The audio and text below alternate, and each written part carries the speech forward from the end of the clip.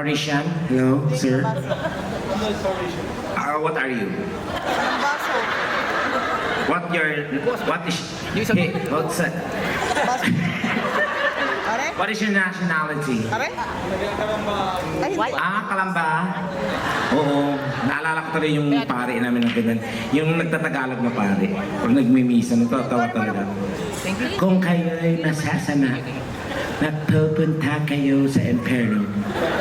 Sasalubungin kayo ng mga demonyo, may mahahabang buntod.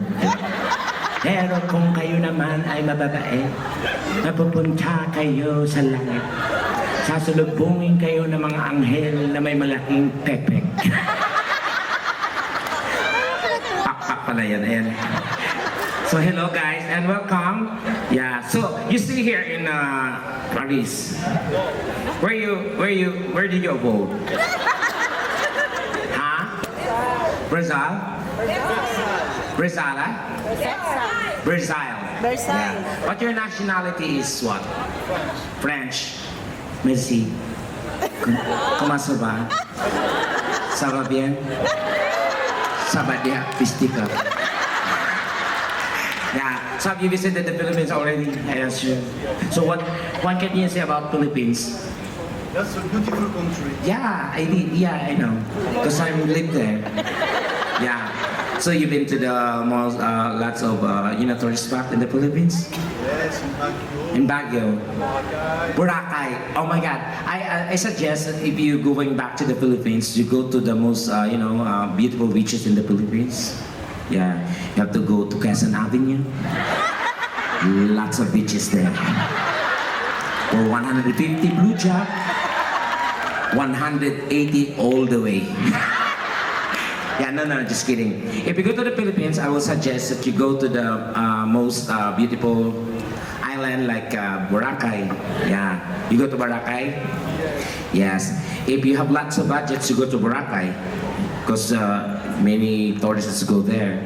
But if you have not enough budget, you go to the other side of Boracay. There's an island there called Dakak. I love Dakak. I swallow Dakak. Sometimes I eat Dakak. Yeah, no, just it's an island. If you Google that, it's an island. It's a beautiful island, white sand. And I suggest also that if you going back to the Philippines, you go to the most friendly place in the Philippines. The people there are nice, very accommodating, very loving. Go to Patikul, Sulu. Yes, the people there are nice. Once they like you, they will never let you go. Yeah, they give your head as a souvenir. Just kidding. Have you been kidnapped before? Not yet? Don't worry, it's in their process. Yeah, sorry that I assume that you can speak in Tagalog, right? Kaunti lang. Yeah, kaunti lang. What's the basic language and Tagalog words you learn? This is your partner, right? My wife. Your wife. Yeah, you are so lucky because you're own a Filipino wife. Did you know why?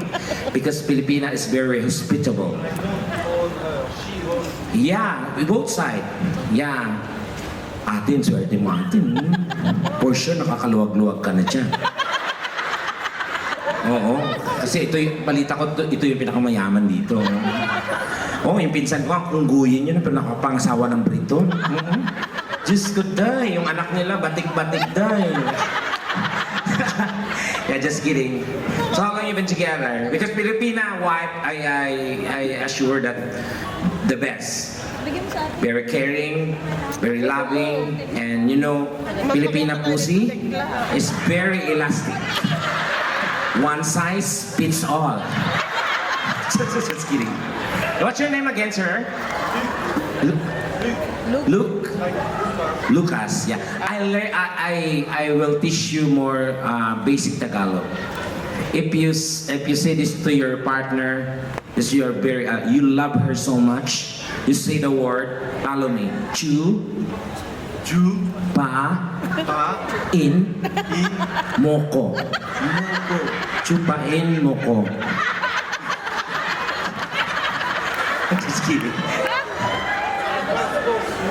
Just kidding. Just kidding. It is chupa chup in the Philippines. It's candy.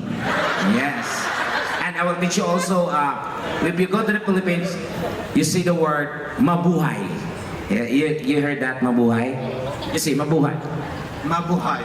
You know what's the meaning of mabuhay? No.